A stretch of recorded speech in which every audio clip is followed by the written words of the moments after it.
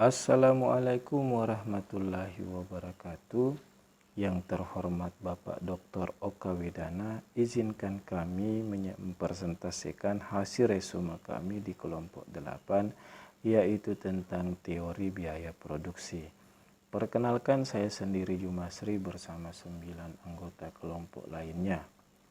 Dari definisi, biaya produksi adalah semua biaya yang dikeluarkan oleh perusahaan untuk memperoleh faktor-faktor produksi dan bahan-bahan mentah yang akan digunakan untuk proses produksi. Dalam resume ini akan dibahas tentang biaya produksi jangka pendek, biaya produksi jangka panjang, skala ekonomi dan tidak ekonomi, kemudian penerimaan. Biaya produksi jangka pendek terbagi dalam dua jenis, yaitu biaya overhead tetap adalah biaya yang tidak langsung berhubungan dengan proses produksi dan senantiasa mempunyai jumlah yang tetap seperti sewa gedung, penyusutan, dan lain-lain.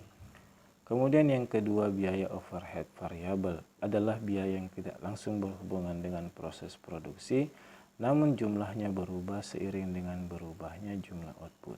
Contohnya biaya listrik, pajak, bahan baku, dan seterusnya. Jenis-jenis biaya produksi. Jenis-jenis biaya total.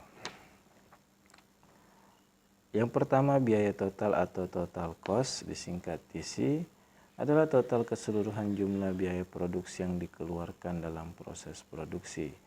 Biaya total tetap atau total fixed cost, disingkat dengan TFC, adalah total biaya yang dikeluarkan untuk memperoleh faktor produksi input yang tidak dapat diubah jumlahnya dalam jangka waktu pendek. Kemudian yang ketiga, biaya berubah total atau disebut dengan total variable cost, disingkat TVC, adalah total biaya yang dikeluarkan oleh perusahaan dalam memperoleh faktor produksi yang jumlahnya dapat berubah-ubah sesuai dengan produksi yang akan dihasilkan. Terlihat pada tabel 6.1 tentang biaya total. Untuk mencari angka pada tabel berikut, menggunakan rumus pada di samping tabel ini. Total cost atau biaya total dapat dicari dengan memasukkan TFC ditambah TVC, kemudian biaya tetap total atau total fixed cost adalah sama dengan biaya total TC dikurangi TVC, kemudian biaya berubah total atau total variable cost adalah TVC sama dengan TC dikurangi TFC. Kurva ini menunjukkan bahwa semakin besar skala produksi TC, biaya variabel VC juga semakin besar. Tetapi jika skala proses produksi relatif kecil, maka biaya variabel yang dikeluarkan menjadi relatif kecil juga. Kemudian biaya tetap atau FC adalah biaya yang sifatnya wajib dikeluarkan oleh produsen di mana ada atau tidak ada aktivitas produksi. Maka dari itu pada garis FC terlihat rata dan tidak berubah. Pembahasan selanjutnya tentang biaya rata-rata dan marginal. Biaya rata-rata dijelaskan dalam 3 pengertian ya. Biaya tetap yang pertama, biaya tetap rata-rata, average fixed cost, di mana untuk mencarinya adalah TFC dibagi dengan Q. Kemudian yang kedua, biaya berubah rata-rata, average variable cost.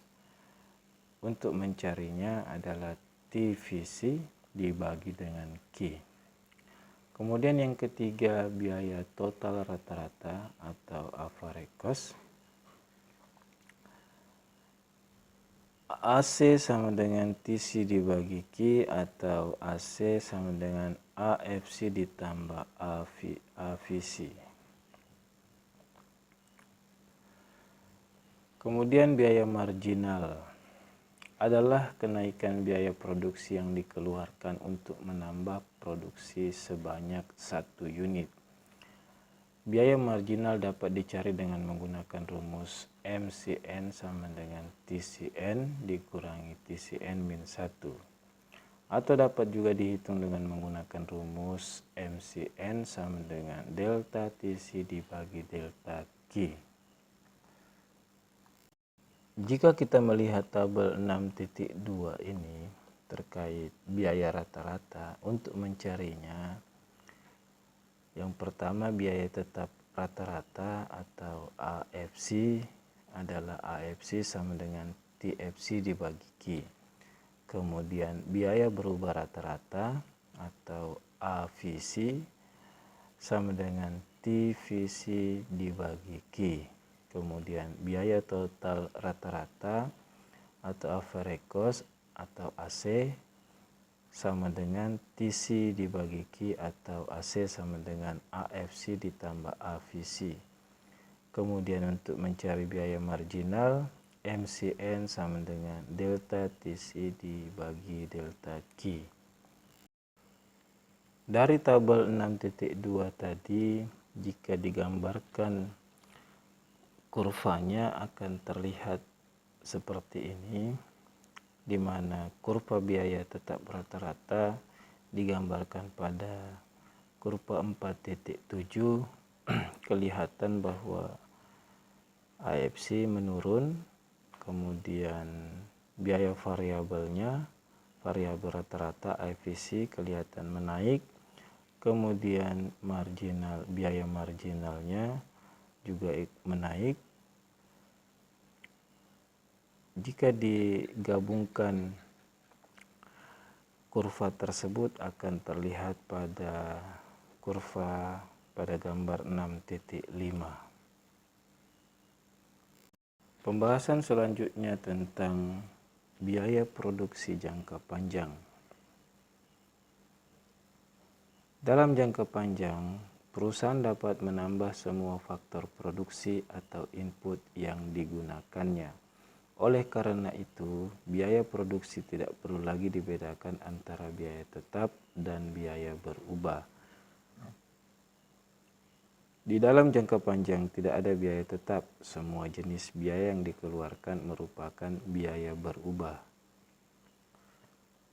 Dalam jangka panjang terdapat banyak kurva jangka pendek yang dapat dilukiskan.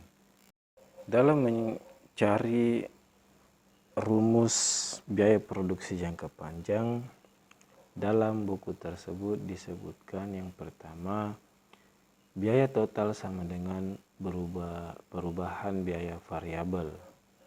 Atau secara matematis dapat dirumuskan LTC sama dengan delta LVC, di mana LTC sama dengan biaya total jangka panjang atau long run total cost. Kemudian delta LVC sama dengan perubahan biaya variabel jangka panjang. Kemudian yang kedua, biaya marginal jangka panjang atau disebut dengan LMC, di mana untuk mencarinya delta LTC dibagi delta Q. Dengan LMC, biaya marginal jangka panjang, kemudian delta LTC perubahan biaya total jangka panjang, kemudian delta Q adalah sama dengan perubahan output. Kemudian yang ketiga, biaya total rata-rata jangka panjang atau disingkat dengan LRAC, dengan konsep rumus biaya total dibagi jumlah output.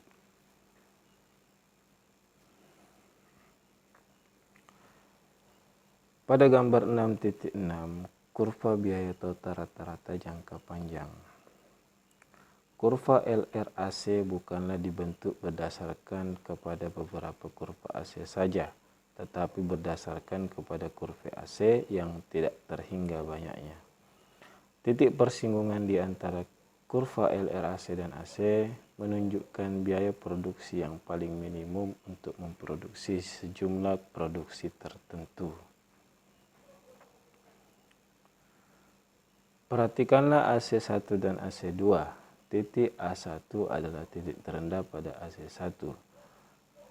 Produksi QA dapat diproduksi dengan biaya yang lebih rendah dari titik manapun pada AC1. Tetapi dalam jangka panjang, biaya itu belum merupakan biaya yang paling minimum. Karena apabila kapasitas produksi yang berikut digunakan AC2, produksi sebesar QA akan mengeluarkan biaya sebanyaknya seperti ditunjukkan oleh titik A pada AC2. Untuk menyederhanakan pemahaman kami di kelompok 8 pada kurva biaya total rata-rata jangka panjang, kami mencoba untuk menaruh angka pada sebelah kiri, yaitu angka dalam satuan ribuan rupiah, kemudian yang garis mendatar di bawah adalah dalam satuan jumlah output yang dihasilkan. Jika kita melihat kurva tersebut, maka dapat dijelaskan bahwa pada titik A dan titik B itu menggambarkan jumlah produk yang dihasilkan sebanyak 25 unit akan juga mengeluarkan biaya yang relatif sedikit. Nah, tapi jika pada titik B dan ke C, jika ingin melanjutkan pada produksi sebanyak 50, konsekuensinya akan memakan biaya yang cukup besar juga. Nah, hal ini berkaitan masih dengan kurva jangka panjang tadi, di mana kaitannya menyangkut tentang skala ekonomi dan tidak ekonomi.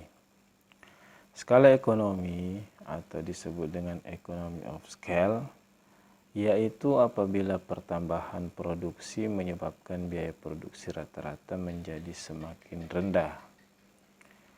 Beberapa faktor penting yang menimbulkan skala ekonomi yaitu produktivitas pekerja bertambah tinggi dan akan menurunkan biaya per unit, pengurangan harga bahan mentah dan kebutuhan produksi lain, kemudian memungkinkan produksi sampingan atau byproduct diproduksi, mendorong perkembangan usaha lain.